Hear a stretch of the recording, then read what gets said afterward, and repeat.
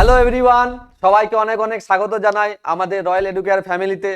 আজকে একটি নতুন ভিডিও নিয়ে এসেছি এবং তোমাদের মাধ্যমিক এবং সামনে যে পরীক্ষা আছে টেস্ট পরীক্ষা তার সাজেশন কত নম্বরের না 8 নম্বরের সাজেশন নিয়ে আমরা উপস্থিত হয়েছি। অবশ্যই তোমরা এটা দেখে যাবে। এই কয়েকটা প্রশ্ন আমরা দেব, সরাসরি তোমাদের পরীক্ষাতে এগুলো পড়ে যাবে। তাহলে প্রশ্নগুলো দেখা যাক।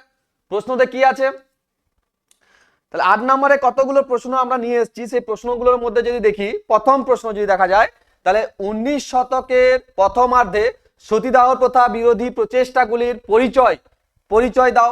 একই সঙ্গে কি বলতে পারে, রামমোহন রায় কিভাবে সতীদাহ প্রথা বিরোধী আন্দোলনকে সাফল্যমণ্ডিত করেছিল। তাহলে প্রশ্ন যদি আমরা দেখি, তাহলে এই প্রশ্নটি হচ্ছে মাধ্যমিকে আসা প্রশ্ন এবং আবার আসতে পারে, তার জন্য তোমরা এটা দেখে যাবে। আর যেগুলো হচ্ছে গুরুত্বপূর্ণ সেগুলোই আমি হচ্ছে অনেকগুলো স্টার দিয়ে রেখেছি, সেগুলো হচ্ছে মানে অতি গুরুত্বপূর্ণ, আর এগুলো হচ্ছে আসার চান্স আছে তার জন্য দেওয়া আছে। তাহলে নীল বিদ্রোহ সম্পর্কে আলোচনা করো, অনেক গুরুত্বপূর্ণ প্রশ্ন, তোমরা অবশ্যই এগুলো কিন্তু পড়ে যাবে। সাঁওতাল বিদ্রোহ সম্পর্কে আলোচনা করো। নেক্সট কোশ্চেন, এবার নীল বিদ্রোহ সম্পর্কে তোমাদের যদি বলা হয়, এটা বৈশিষ্ট্য দিয়ে দিতে পারে। বৈশিষ্ট্য, নীল বিদ্রোহের বৈশিষ্ট্য কি আছে এটাও দিতে পারে। সাঁওতাল বিদ্রোহ সম্পর্কে আলোচনা করো। 1857 খ্রিস্টাব্দের বিদ্রোহের প্রকৃতি, এটা খুবই গুরুত্বপূর্ণ। এটা মানে এই যে যতগুলো আমরা স্টার মার্ক দিয়ে রেখেছি এগুলো হচ্ছে অবশ্যই তোমরা করে যাবে। লেখায় ও রেখায় ভারতীয় জাতীয়তাবাদের বিকাশ আলোচনা করো। এবারে লেখায় ও রেখায় কি বলতে চাইছে এখানে, এখানে ভারত মাতা দিতে পারে, বর্তমান ভারত দিতে পারে, আর কি দিতে পারে, আনন্দ মঠ দিতে পারে, আনন্দ মঠ। তাহলে এইগুলো দেখে যাবে তোমরা।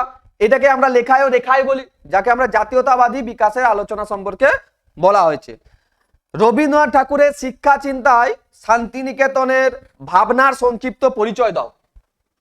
এখানে রবীন্দ্রনাথের শিক্ষা ভাবনার কথা বলা হয়েছে, অবশ্যই তোমরা এগুলো দেখে যাবে। পরবর্তী প্রশ্ন, ভারত ছাড়ো আন্দোলনের শ্রমিকদের ভূমিকা বিশ্লেষণ করো। শ্রমিকদের কথা বলা হয়েছে, এখানে শ্রমিকরা কি ভূমিকা পালন করেছিল ভারত ছাড়ো আন্দোলন, অর্থাৎ 1942 সালের কথা বলা হচ্ছে ভারত ছাড়ো আন্দোলন। পরবর্তী খুবই গুরুত্বপূর্ণ প্রশ্ন, অনেক, সশস্ত্র বিপ্লবী আন্দোলনের নারীদের ভূমিকা আলোচনা করো। দেখতেই পাচ্ছ খুবই গুরুত্বপূর্ণ প্রশ্ন, 2 থেকে 3 বার মাধ্যমিকে আসা প্রশ্ন হচ্ছে সশস্ত্র বিপ্লবী আন্দোলনের নারীদের ভূমিকা। তো আজকের মতন এখানেই, পরবর্তী ভিডিওতে আবার আসবো।